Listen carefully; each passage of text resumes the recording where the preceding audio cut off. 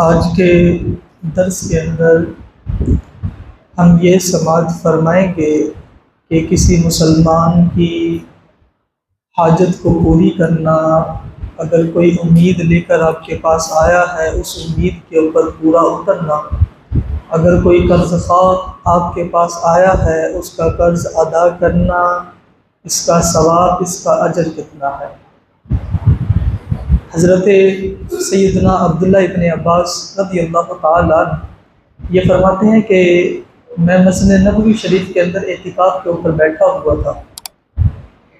اعتکاف پر بیٹھا تھا تو ایک سائل آ گیا مصطفیٰ کریم علیہ السلام کی مسجد نبوی شریف کے اندر، اور مجھ سے عرض کرنے لگا کہ فلاں صاحب کا میرے اوپر کچھ قرض ہے، میں نے اس کا کچھ قرض ادا کرنا ہے، لیکن میرے پاس اتنی طاقت نہیں ہے، اتنی استطاعت نہیں ہے کہ میں اس کا قرض ادا کروں۔ عبداللہ ابن عباس رضی اللہ تعالیٰ عنہ فرماتے ہیں کہ میں نے اس شخص سے کہا کہ اگر تو چاہتا ہے تو میں تیری جس سے تو نے قرضہ لیا ہوا ہے اس کے پاس جا کر سفارش کر دوں یا قرضہ معاف کر دوں یا کوئی ایسی صورت بنا ڈالوں کہ تمہارا جو قرض ہے وہ ادا ہو جائے۔ عبداللہ ابن عباس رضی اللہ تعالیٰ عنہ یہ مسجد نبوی شریف کے اندر اعتکاف کے اوپر بیٹھے ہوئے تھے۔ وہ شخص کہتا ہے کہ عبداللہ ابن عباس نے جب مجھے یہ کہا نا تو میں نے عرض کی حضور اگر یہ چیز ہو جائے، اگر وہ قرضہ معاف کر دے تو اس سے بڑی خوشی اور کیا ہو سکتی ہے، اگر کہ کوئی اور میرا قرض ادا کر دے تو اس سے بڑی اور خوشی کیا ہو سکتی ہے۔ میرے پاس تو اتنی طاقت نہیں ہے، اتنی استطاعت نہیں ہے کہ میں قرض خواہ کا قرض ادا کروں۔ عبداللہ ابن عباس فرماتے ہیں کہ اسی آشنا کے اندر میں مسجد نبوی شریف کے اندر جب باہر ہوا نا تو وہ شخص مجھے مخاطب کر کے کہنے لگا کہ اے ابن عباس، کیا آپ اعتکاف پر نہیں بیٹھے ہوئے تھے، آپ تو مسجد کے باہر چلے گئے ہیں،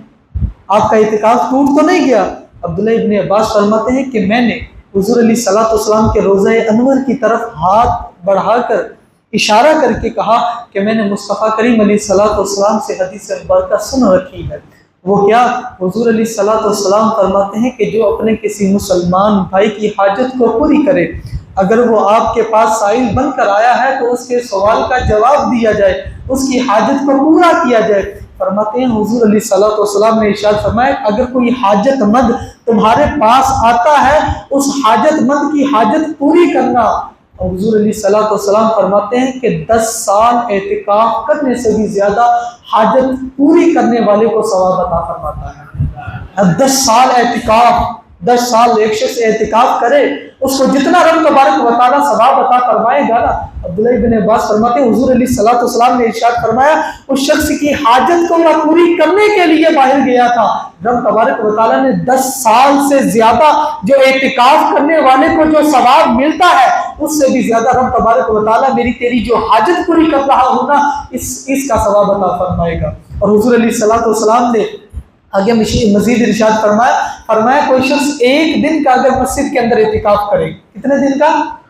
ایک دن کا، حضور علیہ الصلوۃ والسلام ارشاد فرماتے ہیں کہ رب تبارک و تعالیٰ اس شخص کے اور جہنم کے درمیان 3 خندقوں کا فاصلہ جتنا ہوتا ہے، حضور علیہ الصلوۃ والسلام نے وہ فاصلہ بھی بتایا، فرمایا ایک خندق کے درمیان، ایک جہنم اور اس شخص کے درمیان جو ایک خندق کھودی جائے گی نا اس کا فاصلہ مشرق سے لے کر مغرب تک جتنا یہ سفر بنتا ہے، جتنا یہ جو زمین کا سفر ہے جتنا بنتا ہے، حضور فرماتے ہیں 3 خندقیں ایسی کھودی جائیں، ایک دن کا اعتکاف کرنے والے کو جہنم سے اتنا رب تبارک و تعالیٰ دور فرما دیتا ہے۔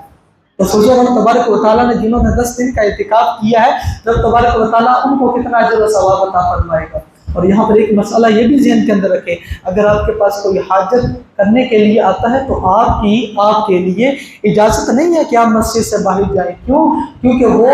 شخص عبداللہ ابن عباس تو وہ تھے کہ جنہوں نے مصطفیٰ کریم علیہ الصلوۃ والسلام کی بارگاہ سے دین سیکھا تھا، لیکن یہ فقط انہی کو اجازت تھی، ان کے علاوہ کسی اور کو اجازت یہ نہیں ہے۔ اور اس کی اور کئی صورتیں بن جاتی ہیں، آپ یہیں پر بیٹھ کر کوئی نہ کوئی ایسا معاملہ کر دیں، کال کر دیں یا کوئی ایسی یہاں پر بیٹھ کر آپ حاجت پوری کر سکتے ہیں۔ آج کے